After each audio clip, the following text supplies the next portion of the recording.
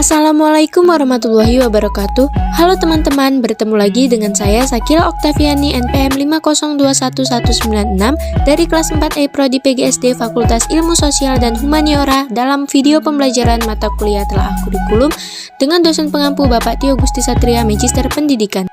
Judul materi pembelajaran kita kali ini adalah Pengembangan Kurikulum 2013, Kurikulum Darurat, dan Kurikulum Merdeka. Masuk ke pembahasan pertama yaitu Dasar Pertimbangan Kurikulum 2013. Penyusunan Kurikulum 2013 didasarkan pada 3 aspek yang merupakan landasan pengembangan kurikulum, yaitu aspek filosofis, aspek yuridis, dan aspek konseptual. Aspek filosofis memaknai bahwa pendidikan berbasis pada nilai-nilai luhur, nilai akademik, serta kebutuhan peserta didik dan masyarakat. Selain itu, kurikulum berorientasi pada pengembangan kompetensi. Aspek konseptual berarti kurikulum memiliki relevansi. Modelnya berbasis kompetensi, tidak hanya merupakan sekedar dokumen, dan proses pembelajarannya mencakup aktivitas belajar serta output dan outcome belajar, serta kesesuaian teknik penilaian dengan kompetensi penjenjangan penilaian. Aspek yuridis terkait dengan RPJMN 2010-2014 sektor pendidikan dan Inpres nomor 1 tahun 2010. Selanjutnya yaitu Dasar Pertimbangan Kurikulum Darurat.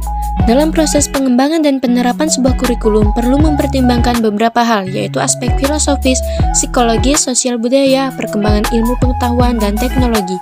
Namun, dari sekian pertimbangan tersebut, rencana penerapan kurikulum darurat yang harus menjadi perhatian serius adalah faktor psikologis peserta didik.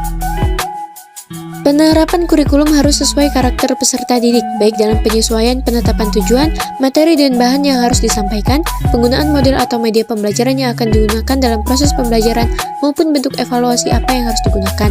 Diterapkannya kurikulum darurat bukan hanya karena masa darurat yang dimaksud pada masa darurat wabah coronavirus, tetapi berlaku pula pada masa darurat karena terjadi bencana alam, huru-hara, dan sebagainya. Selanjutnya yaitu Dasar Pertimbangan Kurikulum Merdeka.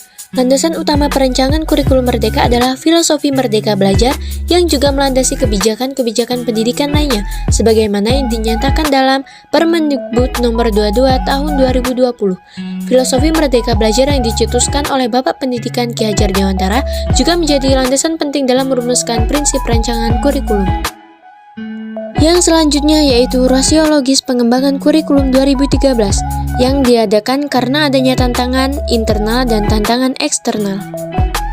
Tantangan internal terkait dengan kondisi pendidikan dengan tuntutan pendidikan yang mengacu kepada 8 standar nasional pendidikan yang berupa standar pengelolaan, standar biaya, standar sarana prasarana, standar pendidik dan tenaga kependidikan, standar isi, standar proses, standar penilaian, dan standar kompetensi lulusan.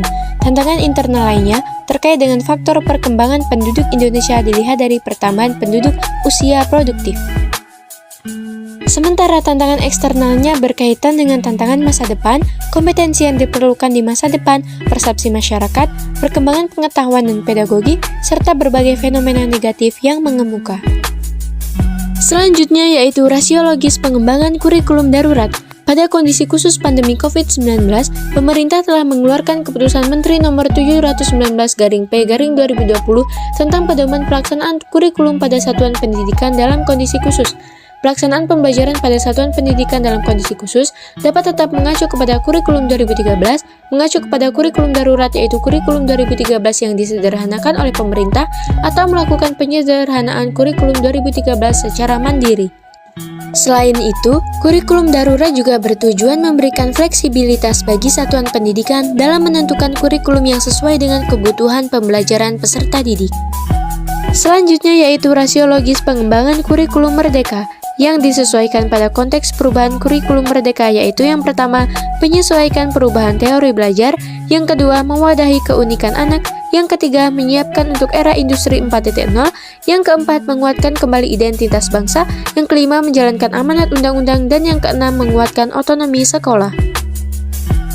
Baiklah teman-teman, itulah tadi pembahasan video pembelajaran kita kali ini. Semoga bermanfaat bagi kita semua. Dan setelah menonton ini, jangan lupa like, komen, dan subscribe. Kita bertemu lagi di video pembelajaran selanjutnya dan wassalamualaikum warahmatullahi wabarakatuh.